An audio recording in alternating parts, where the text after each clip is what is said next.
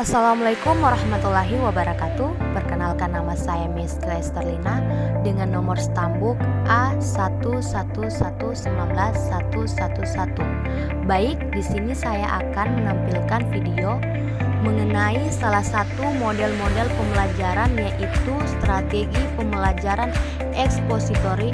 Langsung saja kita simak videonya.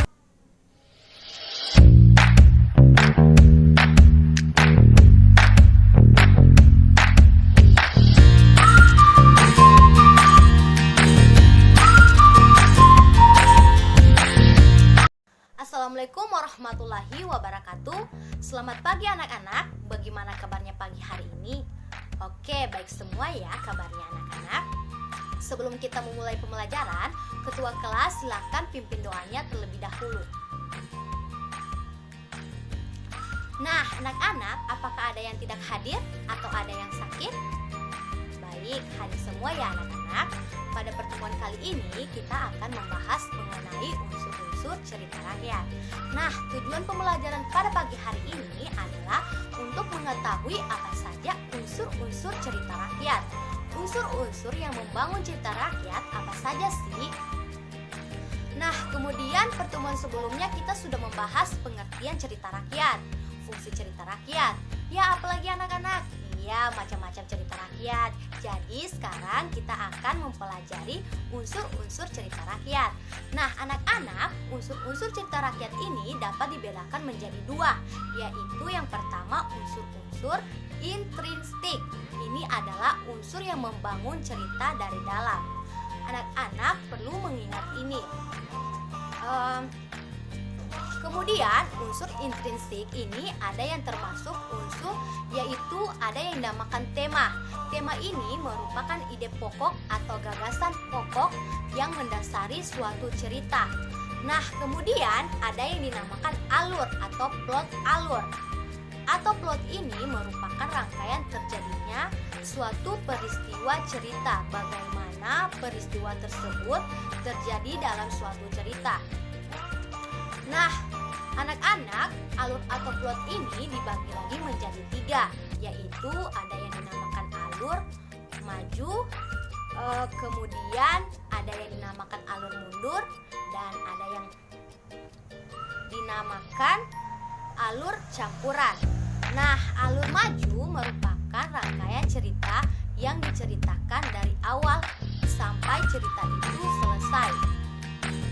Artinya dari awal cerita kemudian berurutan sampai cerita itu berakhir. Sementara alur mundur artinya peristiwa yang telah terjadi diceritakan kembali, dan alur campuran adalah pergabungan antara alur maju dan alur mundur. Kemudian ada yang dinamakan latar atau setting. Nah, anak-anak, latar atau setting ini juga bisa kita bagi menjadi tiga, yaitu ada yang dinamakan latar tempat, kemudian ada yang dinamakan latar waktu, dan yang terakhir yaitu adalah latar suasana. Latar tempat merupakan di mana lokasi atau jenis bangunan fisik cerita itu terjadi. Sementara latar waktu, kapan cerita itu terjadi, dan latar suasana, bagaimana suasana itu terjadi di dalam cerita tersebut. Nah, latar suasana ini berupa sedih, senang, dan yang lainnya. Latar waktu bisa berupa pagi, sore, dan lainnya. Dan latar tempat bisa berupa sekolah, rumah, dan lainnya lagi. Nah, kemudian ada yang dinamakan sudut pandang. Nah, anak-anak, sudut pandang ini juga bisa kita bagi menjadi orang pertama, orang kedua, dan orang ketiga. Nah, sudut pandang orang pertama ini seperti aku sayang pada dia. Sudut pandang orang kedua seperti kamu, hal, dan sudut pandang orang ketiga ini contohnya seperti dia, ia, dan yang lainnya. Nah, kemudian ada yang dinamakan tokoh atau penokohan. Tokoh merupakan orang yang diceritakan seseorang tersebut, sementara penokohan bagaimana watak atau sifat dari tokoh yang diceritakan tersebut. Nah, ini juga bisa kita bagi menjadi 3 ya anak-anak. Ada yang dinamakan protagonis, ada yang dinamakan antagonis, dan ada yang dinamakan tritagonis. Protagonis adalah tokoh yang mendukung cerita atau yang sering dikatakan seperti tokoh. Kemudian antagonis yang menentang cerita atau tokoh jahat. Dan tritagonis adalah yang netral, tidak baik dan tidak juga jahat. Kemudian ada yang dinamakan amanat. Amanat ini yang terakhir ya anak-anak. Amanat ini adalah pesan. Jadi pesan yang ingin disampaikan pengarang kepada pembaca.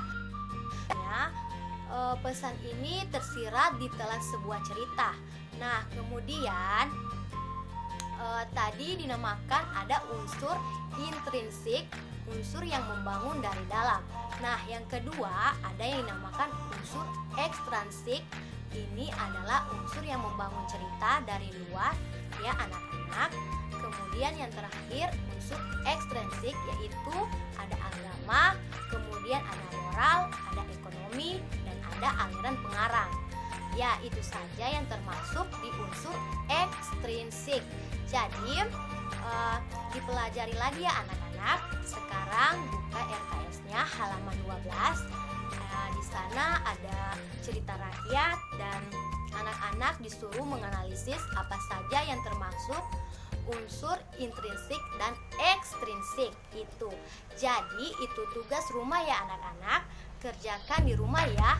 Dan pada pertemuan berikutnya, baik karena jam sudah beranak, sepertinya sudah capek ya belajar, Ibu akan berakhiri mata pelajaran pagi hari ini.